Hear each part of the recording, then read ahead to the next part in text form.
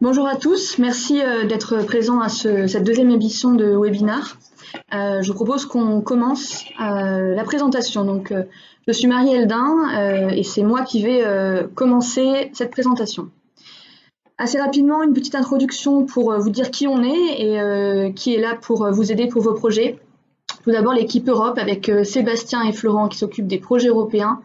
Une équipe qui est chapeautée par Mathilde sur tous les projets européens et les actions européennes en général, qui sont donc vos contacts pour tous les projets européens.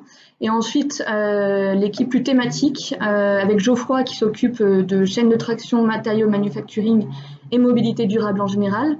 Moi-même qui m'occupe de mobilité intelligente et de sécurité, et Nicolas qui s'occupe de systèmes de stockage et surtout qui s'occupe de toute l'équipe innovation et internationale. Vous avez nos coordonnées, n'hésitez pas à nous contacter pour n'importe quelle question. Au programme aujourd'hui, comme vous le savez, la présentation de plusieurs appels à projets. D'abord le concours d'innovation, ensuite InnovUp à la fois XP et Leader, l'ANR, le FUI, Fonds unique interministériel, pardon, le PSPC, le montage de réseaux scientifiques européens ou internationaux, instruments PME et FTI, les 3 derniers appels étant des appels européens. Quelques règles de fonctionnement. Nous avons par défaut normalement bloqué tous vos micros pour éviter les petits problèmes de bruit. Merci de ne pas réactiver vos micros. Et par contre, vous pouvez poser vos questions sur le chat tout au long des présentations. Le chat, vous pouvez le faire apparaître avec la petite icône, la bulle en bas à gauche. En cliquant dessus, normalement, la fenêtre de conversation apparaît. Donc, n'hésitez pas à poser vos questions au fil de l'eau. Dans la mesure du possible, nous essaierons d'y répondre. On espère avoir le temps à la fin de ce webinaire. Si ce n'est pas le cas ou si c'est des questions à laquelle on n'a pas une réponse immédiate, on vous donnera ces réponses par mail ou par téléphone suite à cette présentation. Un dernier rappel sur comment, la façon dont on peut vous aider pour ces projets, c'est par la labellisation. La labellisation, c'est d'abord un process qui vous permet de mieux structurer votre projet. D'abord, cibler le bon cadre de financement, c'est-à-dire le bon appel à projet. Dans le cadre d'un projet collaboratif, on peut vous aider à identifier et à contacter les bons partenaires qui vont apporter les bonnes briques pour votre projet et compléter votre consortium. On peut aussi consolider le dossier, vous aider à vraiment le solidifier grâce aux experts thématiques qui font un gros travail d'accompagnement pour faire que votre dossier soit le plus solide possible. Et si besoin, dans le cas où il y a des appels à projets qui ont des étapes orales, vous pouvez bénéficier d'une session d'entraînement et de conseils à cette étape orale. La labellisation, c'est aussi un soutien officiel du pôle, de l'écosystème Moveo pour votre projet, qui est nécessaire pour certains appels à projets, d'autres qui est conseillé, en tout cas qui est toujours une valeur en plus. C'est aussi, pour certains appels à projets aussi, un accompagnement auprès des financeurs. Et ensuite, à l'issue de votre projet, c'est une aide pour valoriser votre projet et ses résultats. En tout cas, quoi qu'il en soit, quelque chose à retenir, c'est que si vous avez un appel à projet, n'hésitez pas à venir le plus tôt possible vers nous. Plus vous venez tôt et en amont du dépôt de votre projet, plus on pourra vous aider efficacement et sereinement. Je vous propose de commencer avec les appels nationaux. Et d'abord, InnovUp XP. InnovUp XP, c'est un appel à projet de la région Île-de-France, opéré par la région Île-de-France et financé par la région Île-de-France, dont l'objectif est d'accompagner les projets innovants des PME ou des ETI jusqu'à leur expérimentation in vivo et in situ, sur toutes les thématiques. Donc c'est un appel à projet générique, c'est-à-dire que toutes les thématiques peuvent être proposées, bien que plusieurs thématiques non exclusives soient mises en priorité, dont le tourisme et l'environnement qui peuvent intéresser aujourd'hui, vous intéresser. C'est des projets qui durent entre 6 et 18 mois, qui sont portés par une PME ou par une ETI, qui va proposer de tester sa solution en lien avec un terrain d'expérimentation. Le terrain d'expérimentation, ça peut être les rues de Paris ou d'une autre ville en Île-de-France, ça peut être un magasin, un hôpital, une école, un parking. C'est simplement d'avoir ce terrain qui n'est pas forcément une collectivité, ça peut être un terrain privé. Et un évaluateur qui va tout au long du projet évaluer la pertinence de votre solution in vivo et in situ pour avoir un regard objectif sur votre projet et sur l'expérimentation de la solution. Un peu rapide sur les critères de sélection. Il faut que le projet soit innovant, il faut que le dossier soit de qualité, c'est-à-dire qu'il soit clair, est bien construit et il faut qu'il y ait une cohérence avec l'appel à projet et que l'aide donnée soit utile, ce qu'on appelle l'instativité de l'aide, c'est-à-dire que ça vous permette de vraiment avoir un coup d'accélérateur sur votre projet par rapport à si vous n'aviez pas cette aide. Le financement, vous avez jusqu'à 100 000 € en subvention et au-delà 1 million en avance remboursable, c'est-à-dire que jusqu'à 100 000 € en subvention et entre 100 000 et 1 million, c'est de l'avance remboursable. Le taux de financement est de 45% pour les PME et TPE de moins de 50 salariés, de 35% pour les PME entre 50 et 249 salariés et de 25% pour les ETI. Prochaine échéance, il n'y en a pas vraiment parce que c'est un appel à projet au fil de l'eau. Vous avez les coordonnées, l'adresse, en tout cas vous pouvez retrouver le cahier des charges et les précisions, mais on peut aussi vous renseigner, n'hésitez pas à nous contacter. Je continue avec un nouvel appel à projet, expérimentation pour le développement de la mobilité servicielle qui est lui opéré par l'ADEME. L'objectif, c'est de soutenir des projets de développement et d'expérimentation de mobilité servicielle qui vont contribuer à améliorer le parcours des passagers, quels que soient les modes utilisés. L'objectif, c'est vraiment de tester, d'évaluer, de valider la pertinence et aussi la réplicabilité de la solution qui va être développée ou expérimentée sur d'autres territoires, avec des conditions réelles de fonctionnement, tout en pointant bien sûr s'il y a d'éventuels freins, d'éventuelles difficultés, d'éventuelles barrières au déploiement, au développement de ces solutions. Donc la grande thématique, comme on l'a dit, c'est la mobilité comme un service. Il y a quelques sous-thématiques pour indiquer un peu quel type de projets peuvent être reçus. D'abord l'information multimodale, donc que ce soit avant, pendant ou après le trajet, et donc la planification. La réservation multimodale, la vente multimodale et donc les systèmes de billettique, et l'amélioration des interfaces de vente de billettique. C'est des projets qui ont une durée maximale de 36 mois et qui sont collaboratifs, avec au minimum une entreprise, mais il peut y en avoir plusieurs, un ou plusieurs organismes de recherche, mais il peut y en avoir plusieurs, deux territoires s'il n'y a pas d'AOM dans le projet, c'est-à-dire en tant que soutien ou en tant que partenaire, et potentiellement des entités délégataires des collectivités, des AOM, comme on l'a dit, des gestionnaires d'infrastructures, mais ce qu'il faut retenir dans toute cette liste, c'est-à-dire qu'il ne faut pas plus de 5 entités dans le consortium. Donc avec comme on l'a dit, des partenaires imposés et d'autres que vous pouvez rajouter, mais en ne dépassant pas 5 entités. Les critères de sélection, la pertinence de l'expérimentation, le contenu innovant, donc le projet doit être innovant, l'impact économique du projet, la responsabilité environnementale, un cofinancement des collectivités est aussi un point en plus, la qualité du dossier et toujours l'instativité de l'aide. Quant au financement, les projets doivent présenter un budget total d'1,5 million d'euros au minimum. On a un financement à 25% pour les grands groupes, à 35% pour les moyennes entreprises et à 45% pour les PME. Sachant que cette aide est donnée à 2/3 en subvention et à 1/3 sous forme d'avance remboursable. Autre précision, il faut noter que pour chaque partenaire, le montant minimal de l'avance remboursable octroyée est de 100 000 €. Autre précision, aucune aide de moins de 200 000 € ne sera attribuée à un partenaire de type grand groupe, grande entreprise. On a donc une deadline au 31 janvier 2019 et de la même façon, vous trouverez toutes les informations sur le lien ci-dessous. Je continue avec le concours d'innovation que certains connaissent. On a déjà eu, c'est pas la première édition. Le concours d'innovation a pour objectif de soutenir des projets innovants monopartenaires portés par des startups ou des PME, qui va conduire à favoriser l'émergence accélérée d'entreprises leaders dans leur domaine. C'est un appel à projet qui est thématisé. Il y a plusieurs thématiques, donc 4 opérées par l'ADEME, dont 2 qui nous intéressent plus particulièrement, qui sont transport et mobilité durable et énergie renouvelable, stockage et système énergétique. C'est des projets qui doivent durer entre 12 et 36 mois. Vous pouvez proposer une sous-traitance dans votre projet, et c'est une sous-traitance qui sera au maximum de 30%. Et vous avez plusieurs critères de sélection qui ressemblent un peu à ce qu'on a vu avant, le caractère innovant du projet, la capacité du porteur, donc votre capacité à mener à bien le projet, vos compétences, l'équipe, l'éco-conditionnalité et l'impact économique du projet. Un petit mot sur le processus de sélection des projets. Donc en fait ça dépend. Selon le budget de votre projet, vous allez avoir plus ou moins de temps pour avoir un retour sur le financement ou non du projet. Si le projet est en dessous de 800 000 € de budget total, vous aurez 6 semaines de sélection, ce qui est assez rapide. Si le projet est au-dessus de 800 000, vous aurez 3 mois parce que le processus de sélection sera plus lourd et plus long comme c'est des budgets plus conséquents. On va parler du financement maintenant. Les projets doivent faire un budget total de entre 600 000 et 5 millions d'euros, avec un financement encore à 2/3 en subvention et 1/3 sous forme d'avance remboursable.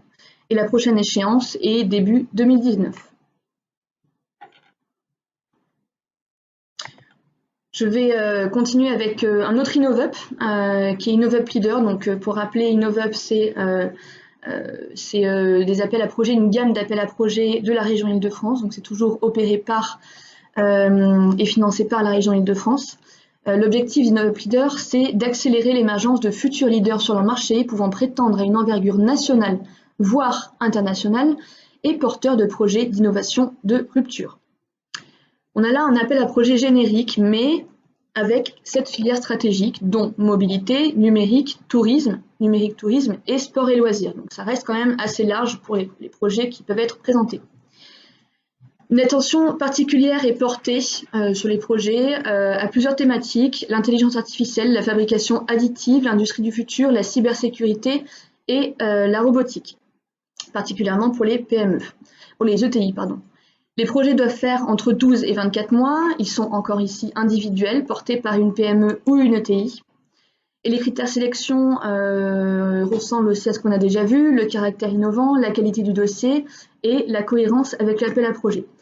Un petit point en plus, c'est que si vous touchez une aide de la région Île-de-France, typiquement comme InnovUp, vous aurez aussi une obligation par la suite de proposer des stages dans votre structure. Voilà, quand on touche une aide de la région Île-de-France, on a cette obligation de proposer ces stages. Le financement, donc on a une aide proposée entre 100 et 500 000 euros avec un taux d'aide plafonné à 50% des dépenses éligibles. Donc on a un budget qui doit être au moins de 200 000 euros. Le financement encore à 2/3 en subvention et 1/3 sous forme d'avance remboursable. La prochaine échéance, il faut voir qu'on a des relevés de dossiers réguliers et le prochain relevé de dossier est le 7 janvier 2019. Et encore une fois, toutes les informations plus précises sont sur le lien ci-dessous ou en nous contactant pour échanger sur votre projet. Je vais maintenant donner la parole à mon collègue Geoffroy qui va continuer avec InnoAvenir Entreprises Région Normandie.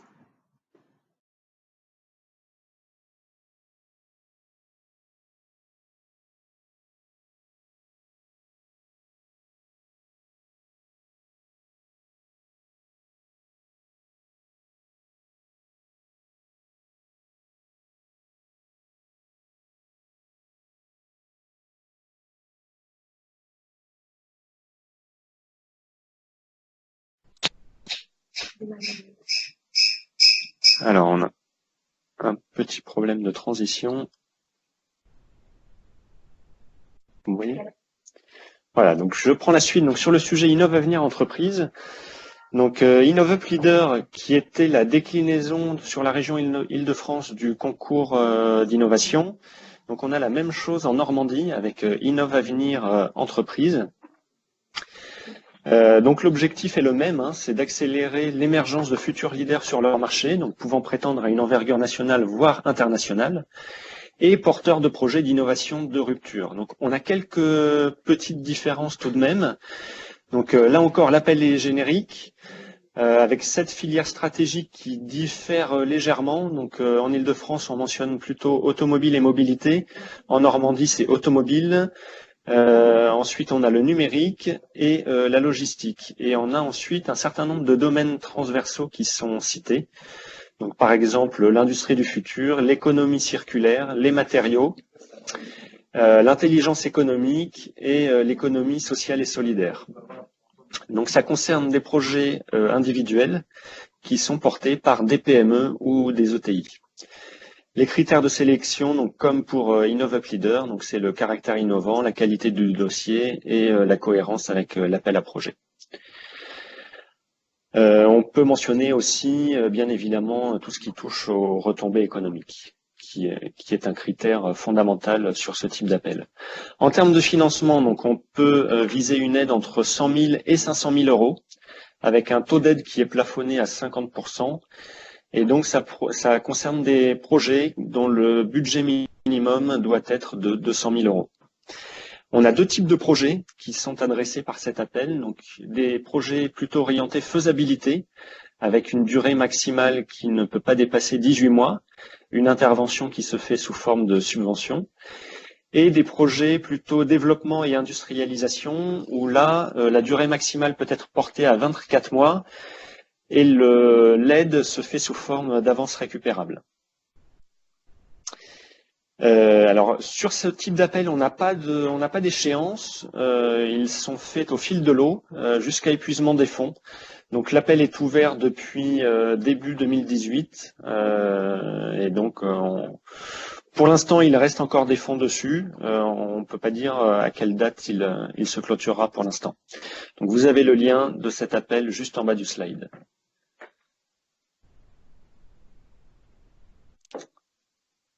Alors, j'ai un problème avec le défilement des slides. Voilà, c'est bon. L'appel suivant, donc ADUIP, accélération du développement des écosystèmes d'innovation performants. Donc là, l'objectif, c'est d'accompagner des projets collaboratifs entre une entreprise et un institut public. Donc le projet doit être porté par une entreprise et se baser sur une propriété industrielle antérieure déposée par un laboratoire public. Donc on est sur des niveaux de TRL de départ qui sont relativement faibles, compris entre 3 et 5, pour arriver à la fin au minimum à un TRL 6. Les thématiques concernées, donc, ce sont les transports, la logistique, la mobilité durable. Le time to market doit être relativement rapide à la fin du projet. Les critères de sélection, donc assez habituels, donc le caractère innovant, la capacité du porteur à mener à bien le projet. Un critère d'éco-conditionnalité, l'impact économique du projet. Un point d'attention sur la sous-traitance qui ne doit pas dépasser 30%. On peut aller jusqu'à 5 partenaires. Il faut au minimum un laboratoire dans le consortium. Et donc, le budget alloué au laboratoire doit être d'au moins 20% du budget total. En termes de financement, donc on va jusqu'à 70% pour les petites entreprises, donc c'est-à-dire moins de 50 personnes, et on descend à 25% pour les grandes entreprises, sachant que cela dépend également du caractère recherche industrielle ou développement expérimental des travaux qui sont menés dans le cadre du projet. Le budget doit être supérieur à 2 millions d'euros. L'intervention se fait sous forme de subvention ou d'avance remboursable. Et on rembourse donc 100% des avances remboursables au premier euro de chiffre d'affaires. Et il peut y avoir un remboursement additionnel au-delà d'un certain seuil de chiffre d'affaires réalisé. Et donc ça fait partie des négociations au moment de l'attribution de l'aide. Mais quelque part, si le projet a bien marché, ça ne doit pas être un frein. Donc on a une date limite qui est le 31 décembre 2018 à 15 h pour candidater. Ensuite, je passe au projet structurant pour la compétitivité, donc qui est un appel qui existe depuis un moment maintenant. Dont l'objectif est de financer donc des projets relativement importants, projets de R&D structurants et ambitieux, quel que soit le domaine. Donc on n'a pas de thématique prédéfinie. Donc les projets doivent viser des retombées économiques directes, donc création d'emplois, et technologiques sous forme de nouveaux produits, services et technologies. Des retombées indirectes en termes de structuration durable de la filière. Alors, on doit avoir au minimum une entreprise et un académique, la part des PME au minimum à 20%, et la part des académiques ne doit pas dépasser 30%. Donc ça s'explique aussi par des niveaux de TRL qui sont relativement élevés, puisqu'on part à 4-5 pour arriver à 6-7. Et il faut arriver sur le marché très rapidement après la fin du projet. Donc les projets peuvent faire de 36 à 48 mois. La sous-traitance est limitée à 30% maximum. Et puis les critères de sélection, comme sur le précédent appel. En termes de financement, donc on est à 60% pour les petites entreprises, donc moins de 50 personnes, 50% pour les moyennes entreprises et 40% pour les ETI et grands groupes. sachant que l'intervention se fait sous forme mixte entre subventions et avances remboursables. Donc là encore, ça fait partie de la négociation avec BPI pour définir le ratio entre les deux. Le budget peut être compris entre 5 et 50 millions d'euros. Et le remboursement entre 75 et 125% de l'aide perçue en fonction du succès commercial. Donc les relevés se font au fil de l'eau jusqu'au 15 janvier 2019.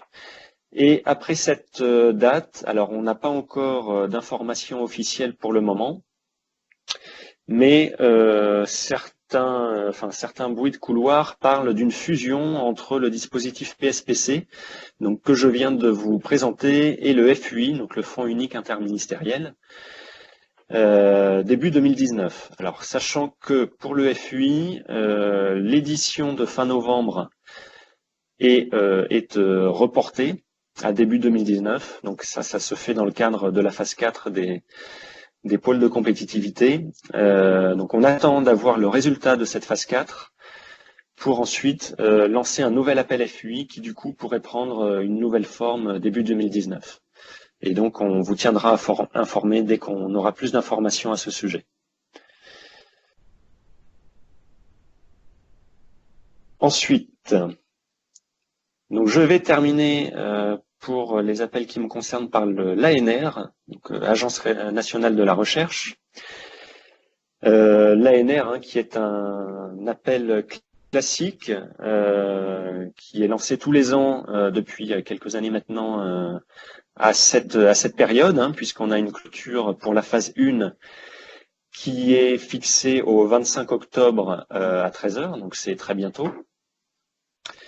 Surtout, n'oubliez pas de cocher la case Moveo à cette étape, puisque si vous voulez faire labelliser votre projet ensuite, si la case n'est pas cochée, la labellisation ne pourra pas être prise en compte. Alors en termes d'objectifs, il est annoncé comme ça par l'ANR, c'est de permettre aux chercheuses et chercheurs des différents champs disciplinaires d'accéder, en complément des financements récurrents qui leur sont alloués, à des cofinancements sur un grand nombre de thématiques de recherche. Donc il s'adresse à toutes les communautés scientifiques et à tous les acteurs, publics ou privés, impliqués dans la recherche française, y compris les PME et les TPE. Donc il est organisé en 4 instruments de financement. Donc un qui est dédié aux travaux de jeunes chercheuses ou jeunes chercheurs, donc sur des montants qui sont un peu plus faibles que sur les autres appels. On est en général sur des projets qui font entre 200 et 400 000 euros de budget total. Des projets de recherche collaborative entre entités publiques dans un contexte national ou international. Donc ce sont les PRC et PRCI, avec un certain nombre de pays qui sont ciblés. Et puis également entre entités publiques et privées pouvant présenter une ouverture vers le monde de l'entreprise, donc PRCE. Donc l'appel générique est structuré en 48 axes de recherche, donc je vous en fais grâce, mais vous trouverez le détail sur le site de l'ANR. En termes de financement, donc on est entre 25 et 45% pour les entreprises. Donc ça dépend bien sûr de la taille des entreprises, qu'elles soient TPE, PME, ETI ou grands groupes, mais également de la classification de la R&D, à savoir est-ce que c'est de la R&D qui est très amont et donc avec un risque important ou un peu plus aval avec un risque plus faible. Et pour les laboratoires, donc on est sur 100% des coûts marginaux et l'intervention se fait sous forme de subvention. Et donc la date limite, comme je l'ai dit en introduction, est le 25 octobre à 13 h pour la phase 1. Et donc je le redis, n'oubliez pas de cocher la case Moveo si vous voulez être labellisé par le pôle à cette étape. Pour les projets qui sont retenus en étape 2, si vous ne l'avez pas fait lors de la première étape, ça ne sera pas possible de le faire sur l'étape 2. Voilà, donc j'ai fini pour la partie qui me concerne et donc je passe maintenant la main à ma collègue Mathilde qui va vous présenter les appels européens.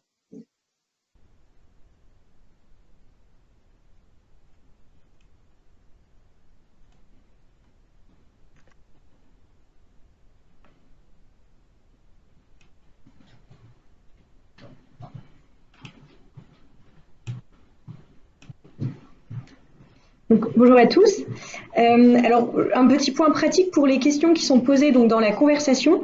Celles-ci auront une réponse à la fin de ma présentation sur les appels à projets européens. On y répondra à l'oral. Voilà. Donc, concernant les appels à projets européens, je vais aujourd'hui n'en présenter que deux, ce qui est volontaire. Il y en a bien sûr de nombreux autres, mais nous garderons les informations pour des prochains webinaires. Alors, premier instrument qui s'appelle l'instrument PME, SM Instrument en anglais, qui est un appel qui est réservé, donc comme son nom l'indique, aux PME, donc aux PME au sens européen du terme, c'est-à-dire moins de 250 salariés.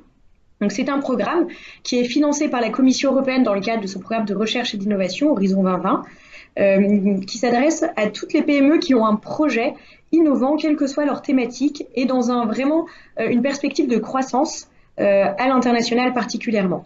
Cet appel se décompose en deux phases. C'est comme s'il y avait deux appels. Donc le premier appel, que l'on appelle la phase 1 de l'instrument PME, a pour but de financer vraiment une étude de faisabilité ou une étude de marché qui doit valider un concept.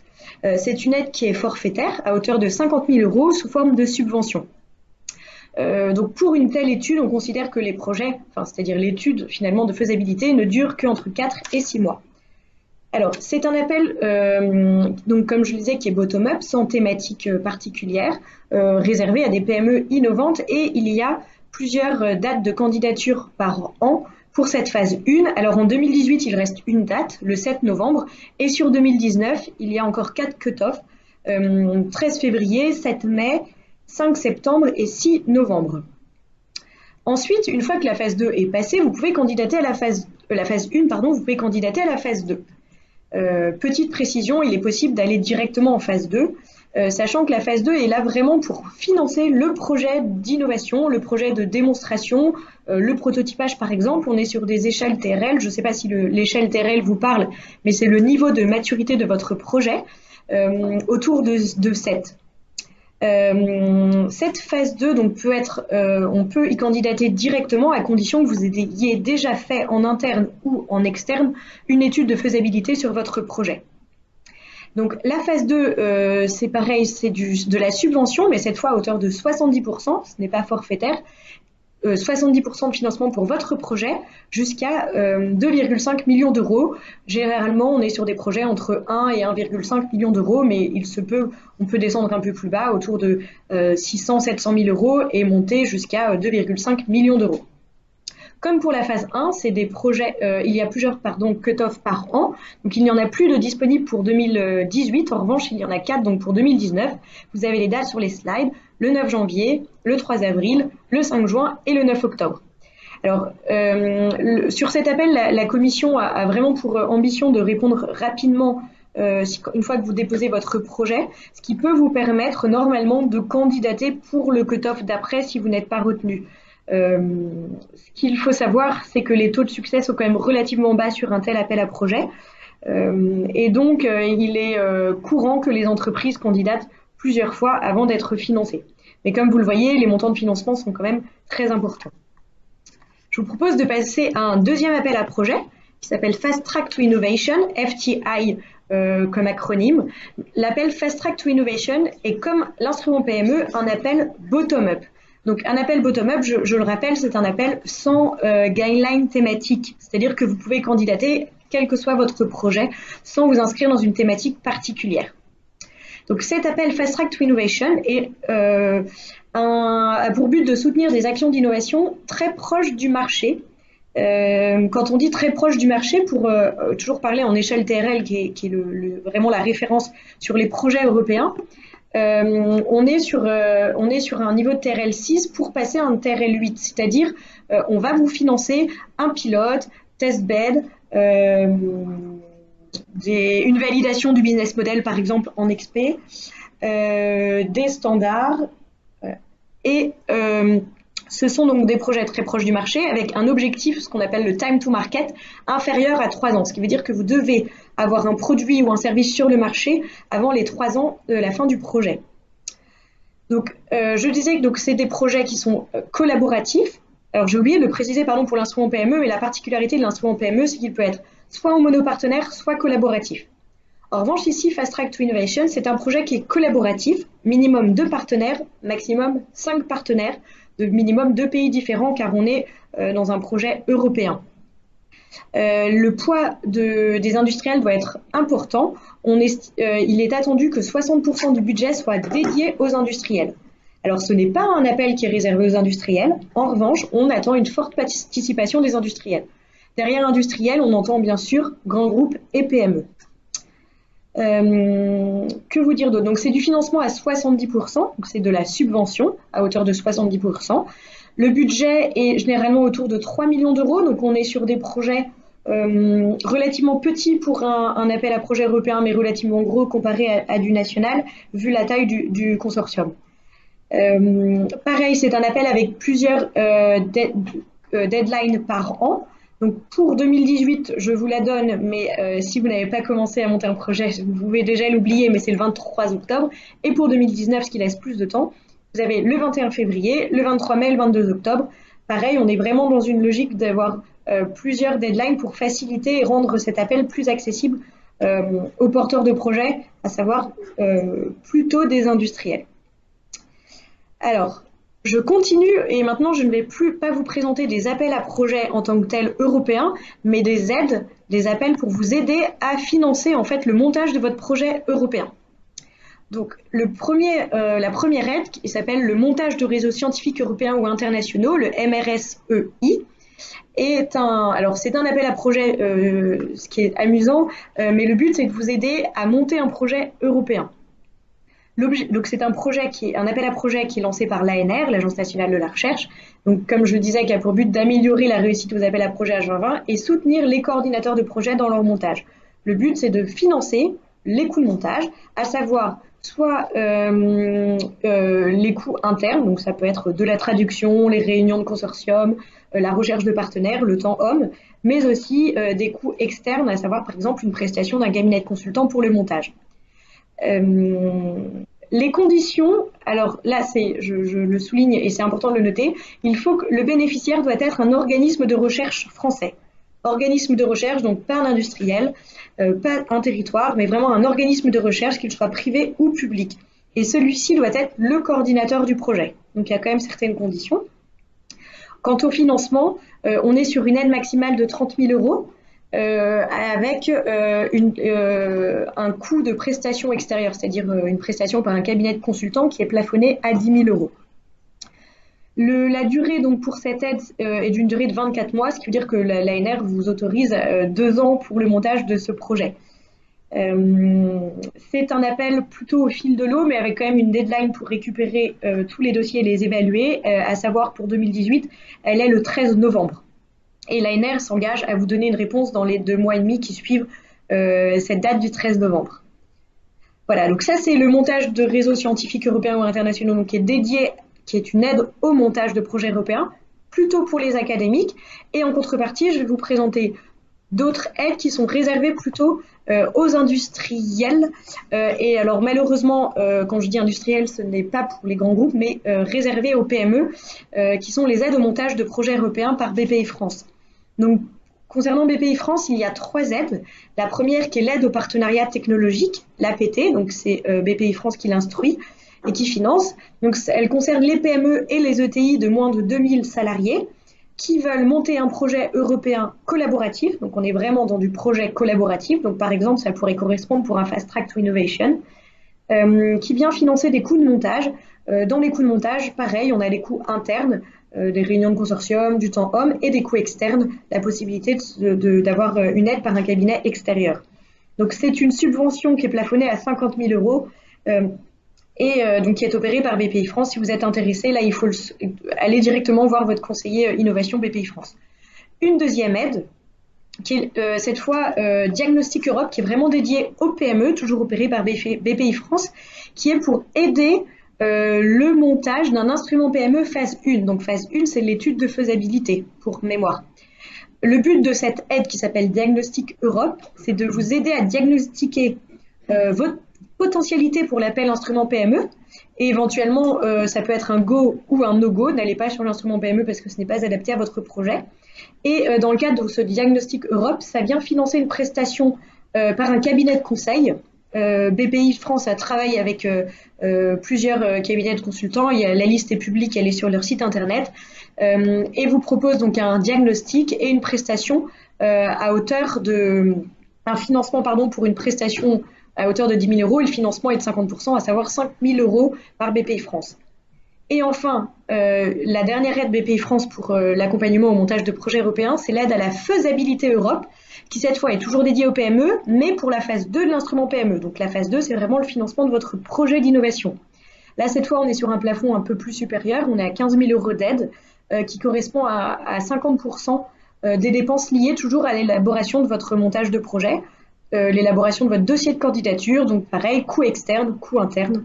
Ce qui peut représenter pour vous un montage à hauteur de 30 000 euros, donc ce qui est quand même important pour un dossier phase 2.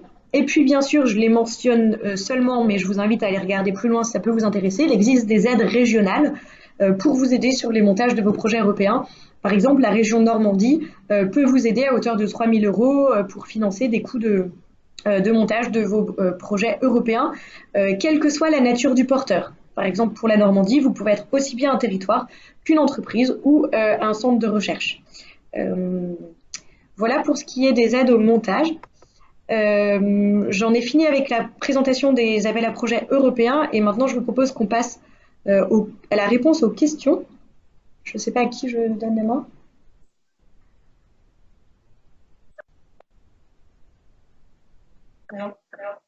Alors, je vais prendre la main du coup pour la réponse aux questions que vous avez posées sur le chat. La première question concernait l'appel mobilité servicielle financé par l'ADEME, le taux de financement pour les laboratoires.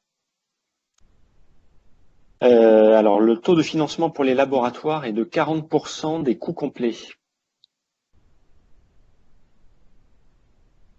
Et donc sous forme de subvention. Ensuite, concernant les InnovUp, les concours d'innovation régionaux, donc InnovUp Leader en Île-de-France et InnovAvenir en Normandie, ils sont effectivement réservés à des entreprises dont le siège social, mais surtout les activités de R&D sont localisées sur le territoire. Donc le siège social, c'est une chose, mais c'est surtout en fait les activités de R&D qui comptent. Et donc elles doivent être réalisées sur le territoire pour que votre projet soit éligible à l'appel que vous visez. Ensuite, le label pôle est-il obligatoire pour le PSPC? Non, il n'est pas obligatoire. Par contre, c'est sûr que c'est un plus pour les porteurs de projets vis-à-vis des financeurs. Et puis, ça permet également de faire connaître le projet et d'enrichir potentiellement aussi les consortia lorsqu'ils sont présentés. Ensuite, une question sur le financement ANR. Le projet de R&D doit-il être porté principalement par un laboratoire ou une PME? Peut-elle porter le projet en association avec un laboratoire? Donc j'ai regardé sur le site de l'ANR et oui, une entreprise peut porter un projet ANR dans le cadre par contre uniquement de l'appel PRCE. S'il n'y a pas d'entreprise, on vise un autre appel, donc l'appel PRC. Et à contrario, dès qu'il y a une entreprise, il faut viser le PRCE.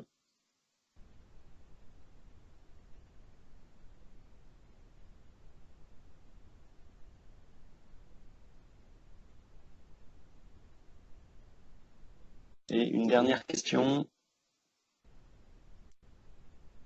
Alors, le taux de succès du Fast Track to Innovation, et il y en a une avant.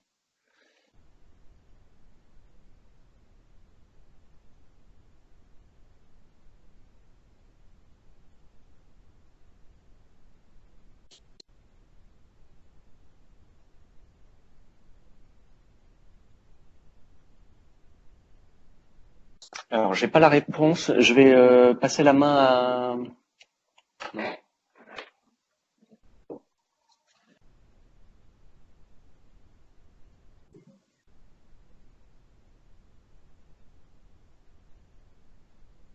Donc, je passe la main à Marie pour la réponse sur l'InnovUp et la question de la labellisation. Tout à fait. Alors moi, ce que je comprends de la question, c'est que vous avez déposé un dossier sans labellisation à la deadline, au relevé du 26 septembre. Et si jamais le projet n'est pas financé, est-ce que vous pouvez déposer une nouvelle version avec une labellisation potentielle au prochain relevé, qui est le 7 janvier. Donc, aucun problème de notre côté. Si vous venez nous voir suffisamment en amont, comme on disait, c'est-à-dire pour le 7 janvier, fin novembre, pour laisser le temps, comme il y a décembre qui est toujours un mois un peu compliqué, au plus tard, fin novembre, on pourra voir, donc vous aider à améliorer le dossier si jamais, que je ne vous souhaite pas bien sûr, il n'était pas financé pour ce relevé de dossier, et avoir le temps de faire ce processus d'accompagnement avant un dépôt début janvier. Voilà. Je redonne la main à Mathilde.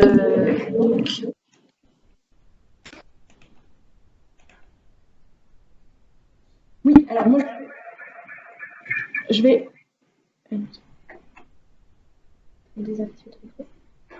reprendre la main donc, pour la question sur le taux de succès du Fast Track to Innovation. Donc, le taux de succès est pour les Français de 11,4%. En revanche, le taux de succès européen est de 5,3%. Donc, on est sur des taux assez bas, on peut noter quand même un taux de succès bien supérieur pour la partie française de 11%. Je vais repasser la main à mes collègues pour la question sur les InnovUp. Oui, alors concernant les InnovUp, la question principale finalement, c'est surtout quelle est la thématique de votre projet. Et donc on fonctionne vraiment par thématique puisque c'est les comités d'experts dans lesquels vous allez devoir passer qui vont définir du coup qui contacter. Donc je rappelle les thématiques. Donc Marie Eldin pour les sujets système de mobilité intelligente et sécurité des usagers de la route. Nicolas Datez pour véhicules innovants, stockage d'énergie, et de mon côté, je m'occupe des sujets chaîne de traction, gestion de l'énergie et matériaux, manufacturing et système. Ensuite, au niveau du processus de labellisation, donc il y a d'abord un premier contact avec un responsable de projet, donc soit Marie, soit Nicolas, soit moi, donc pour ce qui concerne les projets nationaux, et Mathilde pour les projets européens. Donc on fait une première évaluation de l'éligibilité de votre proposition par rapport à l'appel que vous visez. Éventuellement, on peut vous orienter vers un autre appel. Une fois qu'on a fait ça, on vous propose une date pour passer devant le comité de pilotage de la thématique concernée. Donc les comités se réunissent à peu près tous les mois et demi. Donc c'est pour ça qu'il faut l'idéal, hein, c'est quand même, on l'a déjà dit, mais on peut le répéter, l'idéal c'est vraiment de nous contacter le plus tôt, même si l'idée n'est pas encore mûre. Au moins on sait qu'on a un projet dans les tuyaux et on peut réserver des créneaux et vous donner les dates à ce moment-là. Donc passage devant le comité de pilotage de la thématique concernée. Donc le comité émet un certain nombre de recommandations. Si son avis est positif, on lance une expertise sur le dossier complet. Donc une personne du comité est désignée pour lire le dossier dans son intégralité. Nous, en tant que responsables de projet, on est amené aussi à lire les dossiers dans leur intégralité. Et suite à ça, on vous fait un certain nombre de recommandations. Si ces expertises sont positives, on présente ensuite le projet devant le comité de labellisation de Moveo, qui là statue sur la labellisation. Et donc, ce processus peut se faire soit de manière dématérialisée, soit en physique si on a un comité de labellisation qui est prévu dans le timing de l'appel.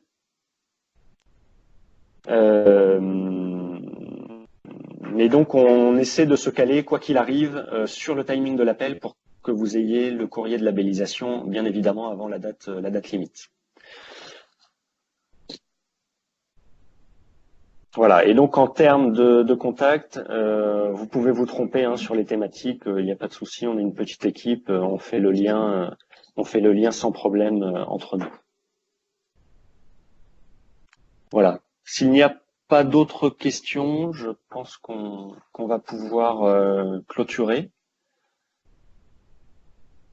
J'attends quelques secondes pour m'assurer qu'il n'y en a pas d'autres. Et les slides vous seront bien toutes envoyées à l'issue de la présentation.